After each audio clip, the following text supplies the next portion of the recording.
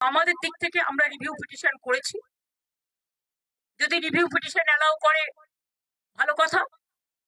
আমরা চাইবো, আমাদের আইনজীবীরা চাইবেন তাদের মতো যাতে ওদের চাকরি থাকে, কিন্তু সেখানে কোর্ট যদি কোনো ডিসিশন নেয় তাহলে আমি বলতে পারি না যে আমি মানবো না, কারণ কোর্টের ডিসিশন মানতে আমরা বাধ্য।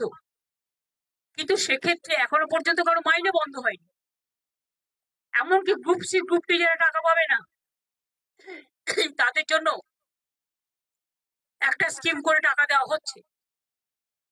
তার উপরে আমি জানি না, আমার একটা জিনিস খুব খারাপ লাগে, যারা উস্কাচ্ছে তারাই কিন্তু মামলাটা করেছে ওদের বিরুদ্ধে। চাকরিগুলো কিন্তু আমাদের জন্য যায়নি, চাকরিগুলো যাদের যাবার পথে দাঁড়িয়েছে সেটার জন্য দায়ী যারা, আমি তাদের বলবো এটা না করলেই পারতেন।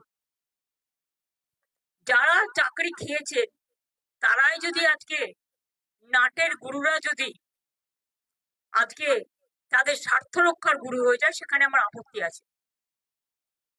তাদের রাজ্য সরকারকে বিশ্বাস করা উচিত ছিল।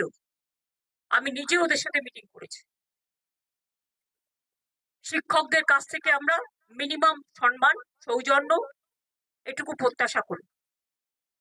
রাজনীতির ঊর্ধ্বে থেকে তারা সমাজকে সেবা করুক, বাচ্চাদের শিক্ষা দিই। সবাই সমান নয়, কথাও আমি নিশ্চয়ই বলবো, অনেকে কাজও করছেন, তাদের সম্বন্ধে আমাদের কোনো অভিযোগ নেই। যারা আন্দোলন করছেন তাদের সম্বন্ধে আমার কোনো অভিযোগ নেই। আমার অভিযোগ একটাই, কাউকে আটকে রাখা জোর করে যায় না, রাস্তা অবরোধ করে মানুষের ক্ষতি করা যায় না, এটা কারো কাজ নয়। এবং এতে বাইরের লোকেরা আছে, টিচারের সংখ্যা কম, বাইরের লোকের সংখ্যা বেশি। এই তো দেখছেন মেয়েরা বলছে প্রেগনেন্ট মাদার বাড়ি যেতে দিচ্ছে না, অফিসে কাজ করছে তাকে 14 ঘন্টা 18 ঘন্টা 20 ঘন্টা আটকে রেখে দেওয়া হয়েছে। একটি মেয়ে পরীক্ষা দিতে গেছে, পরীক্ষার্থী, সে বারবার বলেছে আমি বাড়ি যাব, আমার বাড়ির লোক চিন্তা করবে, তাকে নামতে দেওয়া হয়নি, বেরোতে দেওয়া হয়নি, এবং সে ভয়ে লাফ দিয়েছে, তার পায়ে চোট আছে, সে হসপিটালে ভর্তি হয়েছে। মনে রাখতে হবে না, আগে আমরা মানবিক মানুষ, মানবিকতাকে শ্রদ্ধা করলে তাকে ভালোবাসা যায়, তাকে সম্মান করা যায়।